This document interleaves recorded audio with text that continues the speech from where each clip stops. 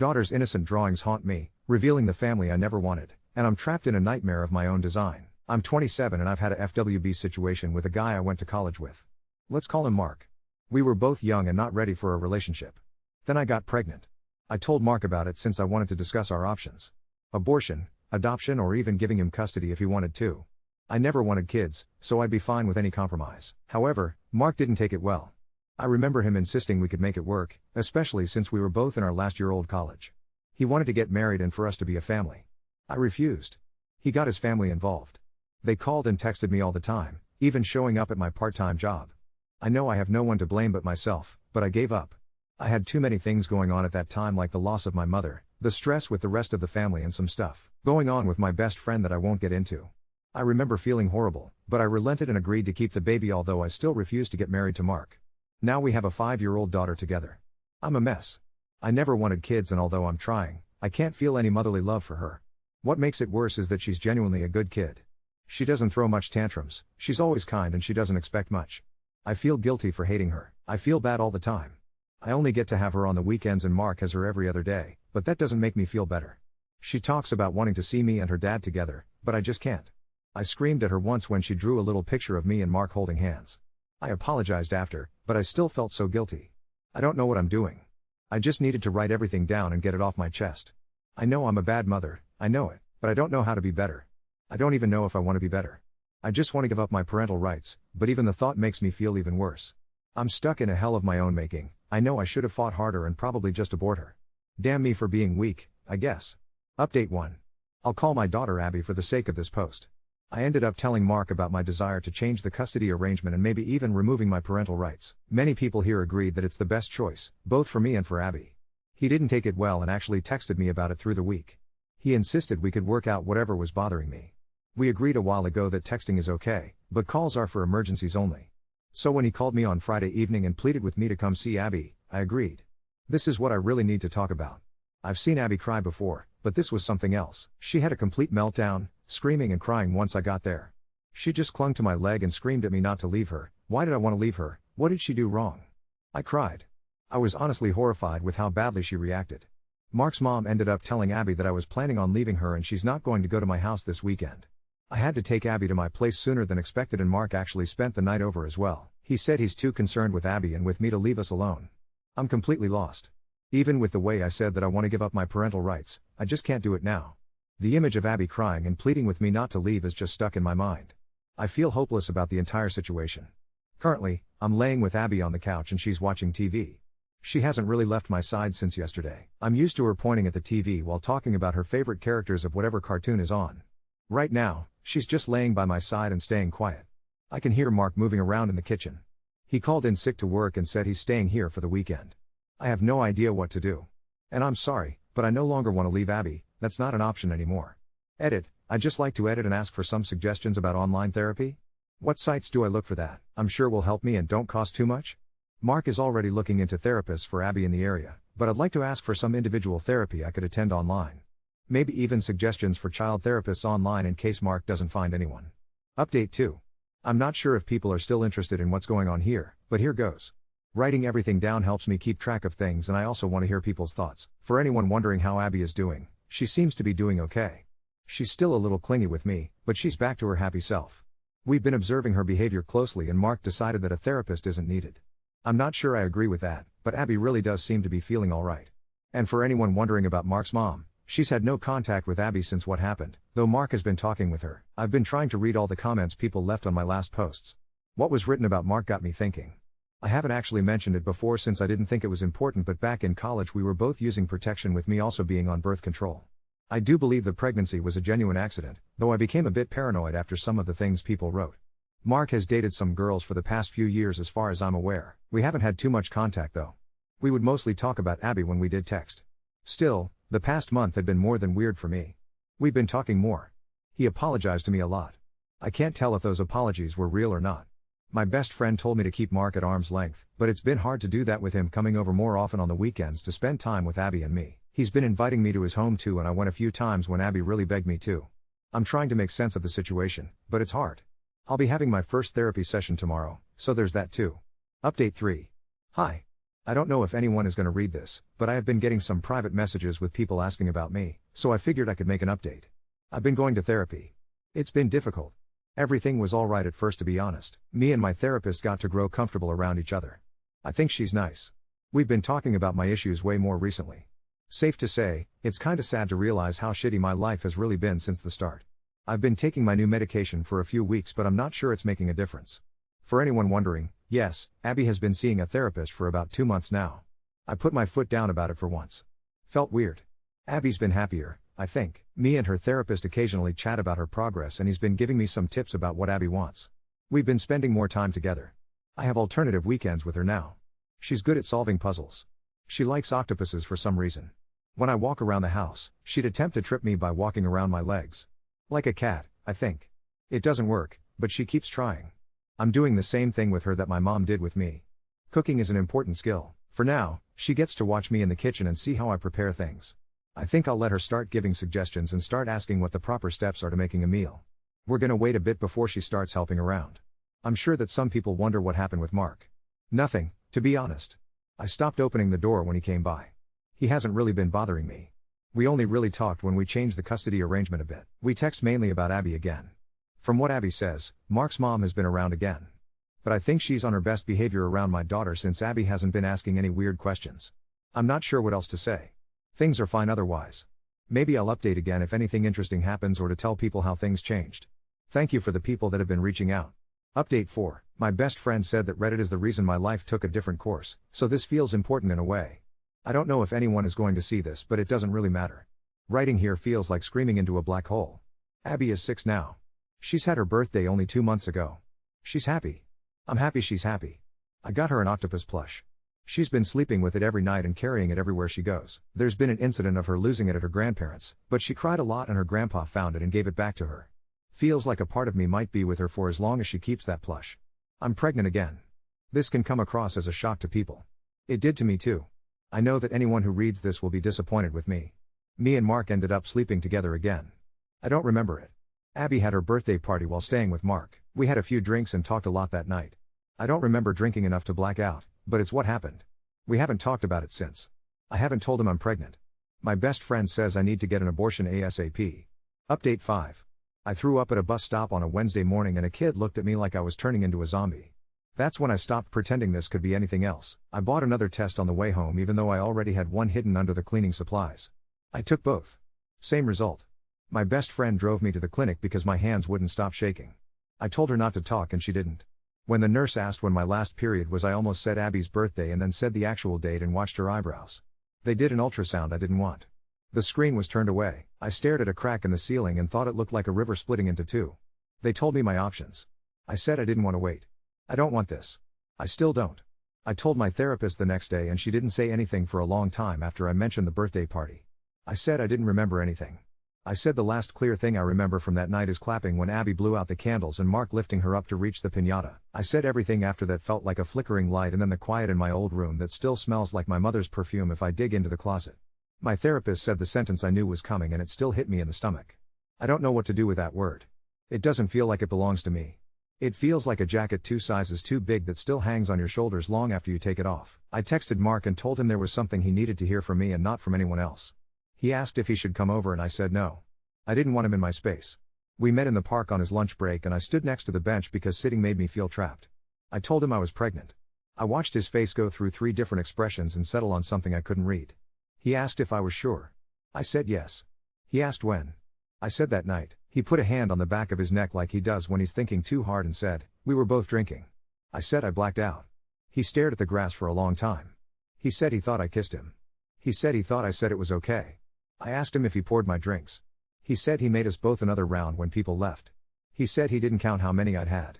He said he didn't mean to hurt me. He kept saying, "I didn't mean to." I told him meaning doesn't fix a single thing, not the first time and not now. He asked if I could please keep it because he wanted to do things right this time and he said he would take the baby and I wouldn't have to do anything. My hands started tingling. I said no. I said I'm not doing this again. I told him I had an appointment. He said he'd drive me. I told him I wasn't asking for his help. He stood up like he was going to say something else and then sat back down and covered his face with his hands. When he finally talked, he said he was sorry. He said he'd pay. He said he'd take Abby for as long as I needed after. I told him to text me, not call. His mother sent me a message later that night from a number I didn't have saved. She called me a murderer in lowercase letters because I guess rage looks quieter if you don't use capitals. I blocked the number. Mark texted 15 minutes later to say he didn't tell her and he's sorry and he talked to her and it won't happen again. I told him if his mother shows up anywhere near my door, the school or my job, I'm calling the police. He said he understood and that he'd handle it. I bought a cheap camera for my front door the next day and 3 new locks because I needed to do something that made noise and metal against wood feels like control. Abby lost one of the felt suckers on her octopus plush the same day. She cried like someone stole from her and then put the detached circle in my hand like I could fix the entire world with a needle. I sewed it back on crooked. She said it gave the octopus personality. She made the octopus kiss my cheek and then asked if we could make pancakes for dinner. I said yes. She tried to crack an egg the way I showed her and still put shells in the bowl. We took them out with a spoon. The octopus sat on the counter and watched us like a tiny lifeguard. I don't know where love starts. Maybe it lives in the repetitive things. The little repairs. The shells you pick out. I took the pills at home. My best friend stayed with me. We didn't talk much. She put water bottles in the fridge and folded a blanket over my legs and sat on the bath mat while I stared at the grout lines. It hurt. It hurt and then it hurt differently and then it was just heavy and I floated in and out. I didn't feel regret. I felt relief and a kind of grief that didn't belong to anything specific. I put a heating pad on my stomach and slept between the bathroom and the couch. It wasn't dramatic. It was ugly and ordinary and private. I turned my phone face down. Mark texted once to ask if I needed anything. I didn't answer until the next day. I told him I was fine. He asked if I wanted him to pick Abby up early. I said yes. I told Abby I had a stomach bug. She patted my forehead with the octopus, which did nothing but still felt like medicine. She said, "You look sick in your eyes," which made me laugh because it's true. She curled into me and fell asleep with her mouth slightly open. She drooled on my shirt. I put a towel between us and kept still anyway. I used to hate the heaviness. Now it makes my body go quiet. The next weekend, Mark brought Abby back and didn't come inside. He stood on the front step with his hands in his pockets. He looked like he hadn't slept much. He said his mother wouldn't be picking Abby up from school anymore because he talked to her teacher and changed the pickup list. He said he signed up for a counselor. He handed me a folder with a printout for co-parenting counseling and said he didn't know if I'd want to do that, but he would if I asked. He apologized again without using excuses this time. I told him I don't want to talk about that night anymore. I told him to stop trying to fix me. He nodded. He asked if he could give me a hug. I said no. He said okay. Abby ran into my legs like she was trying to knock me over and told me she could almost tie her shoes now. She said almost like it meant soon. I've been thinking about reporting and also not reporting. I wrote everything down and sent the documents to my email. I don't know if I'll do anything else. For now I'm keeping records. It helps to have dates that sit next to each other instead of scattered around in my head. My therapist says to pay attention to how people act when you draw a line. So I'm watching. I'm watching Mark. I'm watching myself. I'm paying attention to how I get small when I'm scared and how I can make myself take up space on purpose.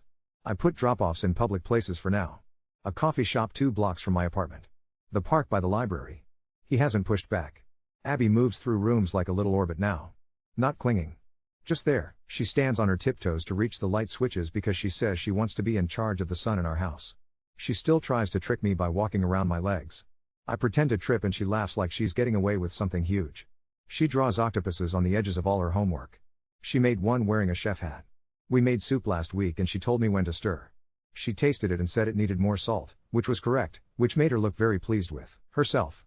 She put the oven mitts on both hands and said they were her boxing gloves. I pretended to be scared. She said I didn't sound scared enough, so I tried harder. She said that was better. I don't know what to say about hating. It doesn't feel like the word fits the same now. Some days I still want quiet so bad it feels like a hole. Some nights I get angry at absolutely nothing and everything in the kitchen ends up on the counter because I'm cleaning like a raccoon went through the cupboards. But I'm not waiting for something to change from the outside. I'm making the changes even when they look small from far away. Abby's therapist said she keeps bringing up cooking and helping when he asks what she likes about my house. He said to keep giving her jobs. So now she hands me the wooden spoon and announces that she is the official stirrer. I let her be. Mark asked if we could switch a weekend because he has to go out of town for his job. I said yes. He asked if he could send money for the procedure. I said no. I told him if he wants to make amends, he can keep showing up for Abby and keep his mother out of it and keep his own drinking under control. He said he's not drinking anymore. He said it like someone making a promise to himself out loud so he can hear it. We'll see. I told him to stop coming into my apartment. He hasn't asked again. I keep thinking about how I carried all that heaviness around alone on purpose for so long and how much lighter the house feels when I let someone sit on the bath mat while I'm hurting. I let people help me with the things I don't want to do alone. That's new. I bought 2 more octopus plushies, one small purple one and a ridiculous giant one that barely fits on the couch. Abby named the little one Noodles and the big one Mr. 8. She lined them up and said, "We have a family of octopuses now." She asked what a group of octopuses is called. I said I didn't know. She said it's obviously a squish. I said, "Okay, it's a squish. If anything else happens, I guess I'll write it down again. For now I'm here." The door locks click. The camera blinks. The kitchen smells like onions and butter and something simmering slowly because I like how it fills the whole place and stays in the curtains. Abby's feet slap against the floor in the hallway. She says my name in that sing-song voice she uses when she wants me to guess something. I don't guess, I wait for her to show me. Update 6. Abby can tie her shoes now. It happened on a Tuesday when I was late and the toaster kept spitting out bread that was somehow still white. She sat on the doormat with her tongue peeking out the corner of her mouth and wrestled with the laces like they were eels, and then there it was, 2 loops, a hole, pull. She looked up at me with her eyebrows raised like she was afraid if she looked too proud it would come undone out of spite. I said, "There it is, not almost anymore." She stood up so fast she smacked her head on the coat hook and laughed like the sting meant the moment counted more. She made me watch her untie and do it again twice with Mr. 8 sitting as judge. She asked if shoes that slide on would be sad now because laces are fancier. I said we can let the shoes have their feelings but we still have to leave on time. We did.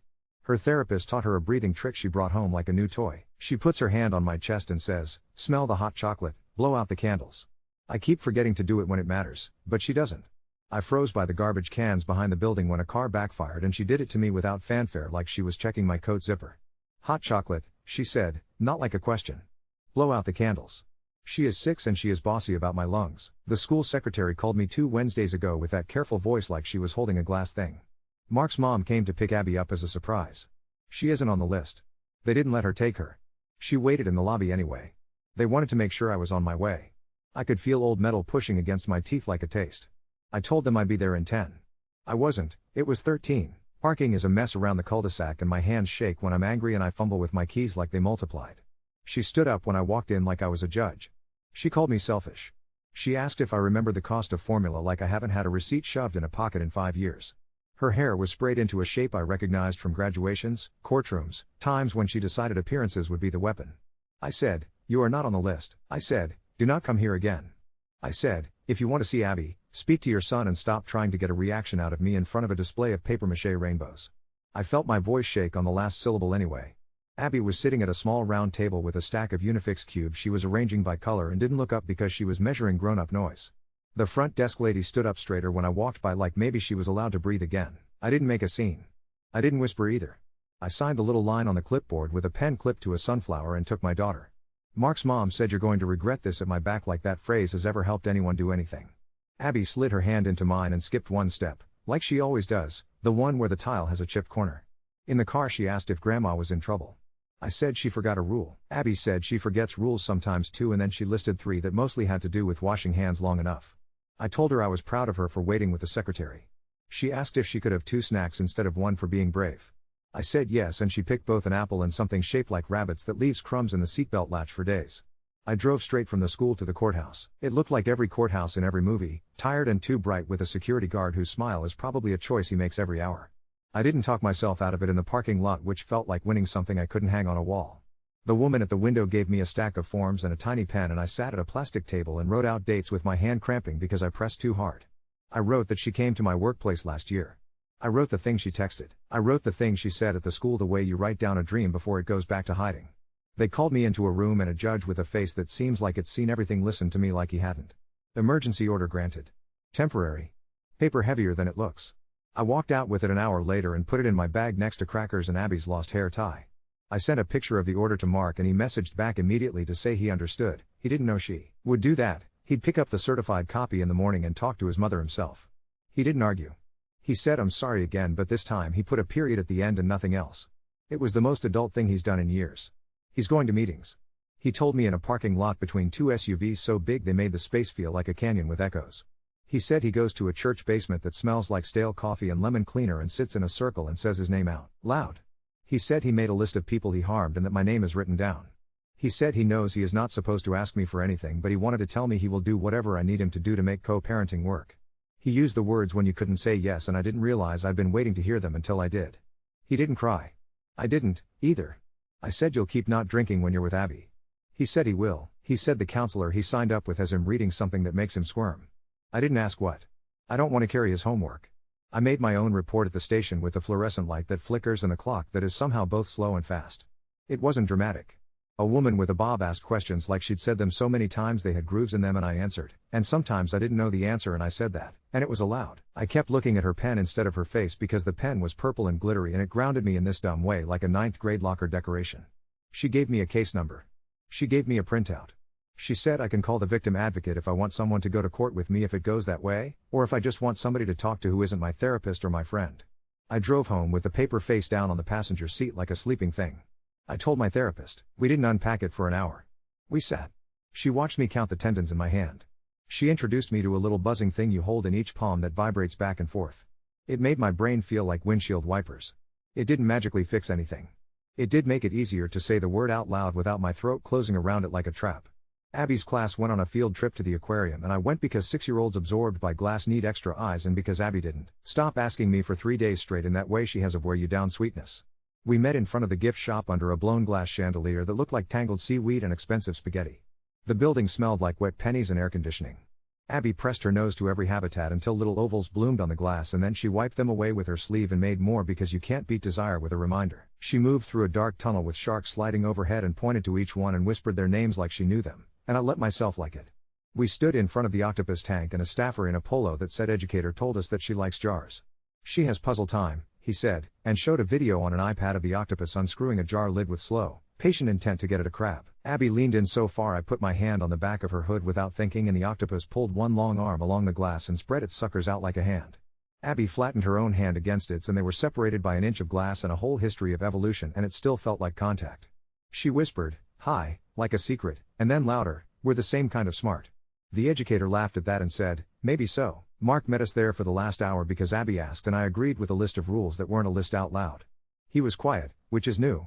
He brought a spiral notebook for Abby with a drawing of a smiling octopus on the cover and said, "You can write your recipes in here when you invent them," and she took it like it was a medal.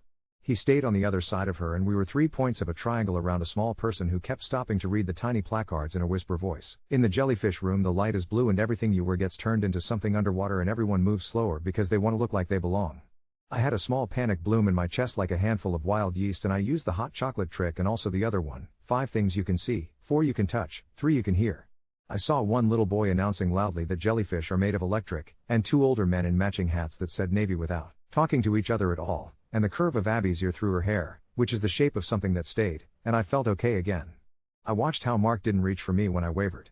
He watched me watch and then looked back up at the neon jellyfish with his hands in his pockets like he remembered being told not to touch the glass. At home later Abby told me the octopus was a girl. I asked how she knew. She said the educator said her name was Penelope, and then she said maybe she just decided. We looked up videos about octopuses teaching their babies nothing and then dying, and Abby said she didn't like that part, and I said I don't either, and then she asked if I would die like that and I said no, and then I made dinner immediately because sometimes the only way out of a thought is through onions. She cut mushrooms with her little safe knife and said coins each time something fell away from the stem. She didn't put a single shell in the bowl when she cracked an egg. She celebrated like she'd just talked a mountain into moving. We went to the co-parenting counselor's office once, me and Mark, because I said we would try it. The chairs were too deep and made me feel like I was sinking. The counselor had a plant he kept turning so it would get even light, which I respected. He asked us what our goal was and I said stability and Mark said accountability and it sounded like a vocabulary quiz. We wrote down the bones of a plan like we were drawing a map to a place that is boring on purpose. We agreed on times. We agreed on public handoffs. We agreed on a phrase to use when a conversation needed to end before it turned into an argument. He said I'm getting heated, let's pause. I said I'm not doing this now, which is less polite but it works. We made a rule that there won't be alcohol at events we both attend, and he nodded so fast it was almost a bow. The counselor suggested a notebook we pass back and forth with notes about Abby in between homes. We tried it. The first page has facts like she is afraid of the neighbor's Halloween decoration and she ate kiwi without complaining, and the second page has me writing that she woke up at 3 a.m. because of a dream and am writing back that he showed her the nightlight makes her bed look like an island. It feels like leaving messages to a future adult version of her who might want to know we tried. We had one bad night. A fire alarm at 3 a.m, the evil kind that is just a high squeal that breaks your bones from the inside. The hallway filled with sleep smell and people who forgot their shoes. I scooped Abby up and grabbed Mr. 8 by a leg and he dragged dust bunnies like he was a mop with eyes. We sat on a curb with a stranger's dog pressing his wet nose into Abby's palm like gratitude. It was nothing big. Someone burnt something that wasn't food, which is a talent. We went back upstairs and I couldn't sleep anyway, so I taught Abby how to count the radiator noises like sheep. She named the radiator Dragon and informed me we do not have to be afraid of him because he is on our side. In the morning I made pancakes since we were exhausted already. She put on 2 oven mitts and pretended they were boxing gloves and punched the air like a soft fighter and told me that if a burglar tried to take Mr. H she would fight him. I told her I would fight him first. She said we could be a team and then asked if we needed a team name and I said, Squish. She cut her own bangs. I found her in the bathroom with a pair of kid scissors and a face like a raccoon caught in a cookie jar and a fringe that made her look like she was posing for a passport in a very small country that specializes in wind. I didn't raise my voice. I looked at her bent bangs and felt love like a wave knocking me on my ass and laughed until my stomach hurt. I evened them out. She looked in the mirror and said she looked like an octopus wearing a hat that was too small. That afternoon a boy in her class told her she looked weird and she came home with her mouth pushed into a hard line and I showed her a video of an octopus regrowing a piece of itself and she watched with her hands tucked under her knees and then she said she thinks hair is basically a tentacle and that means it will grow back, and then she took the notebook and wrote her first recipe down in it for banana toast, which is just toast with banana slices and a sprinkle of cinnamon.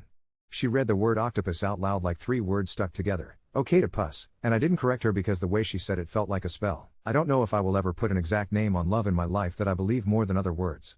I keep finding it in the practical acts anyway.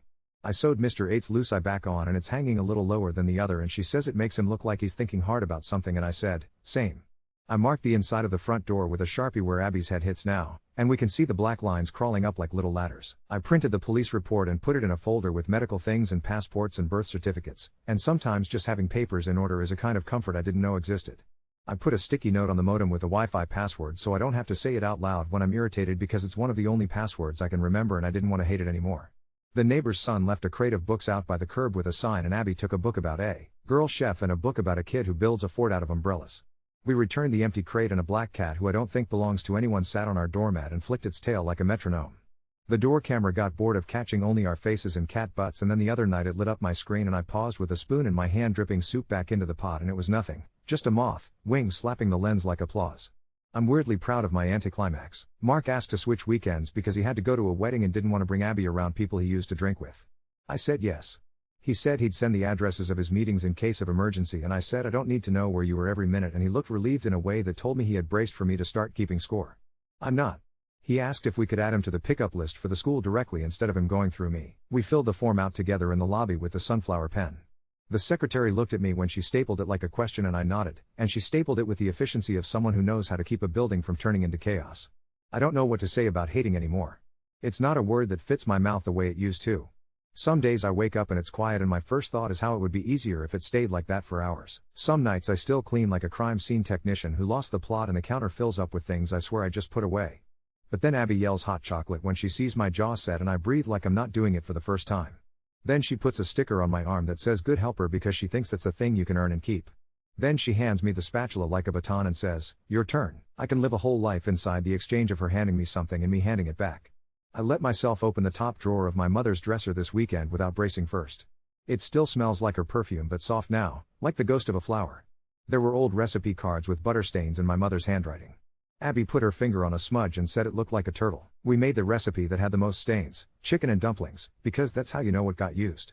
Abby kneaded the dough like she was trying to convince it and I rolled it out and cut little squares that are all different sizes because I'm not a machine and I didn't want to be. She wrote chicken and dumplings in her new notebook with the letters shaky and proud and then underlined it 3 times. She stuck the card back in the box between her fingers like it belonged with us now and I think it does. If something big happens, I'll write more. It might be that nothing big happens and we just keep adding notches inside the door, and we keep sewing crooked eyes back on things, and we keep changing the battery in the smoke detector before it starts beeping rage at 2 in the morning. Tonight the kitchen smells like garlic and steam. Abby is sitting on the floor with Mr. 8 and Noodles and the ridiculous giant one whose name changes daily depending on his mood. She's drawing an octopus wearing a chef hat again, but this time she gave it an apron that says stir. She keeps stopping to show me each new arm. She wants me to guess what she added, and I don't guess. I wait for her to show me.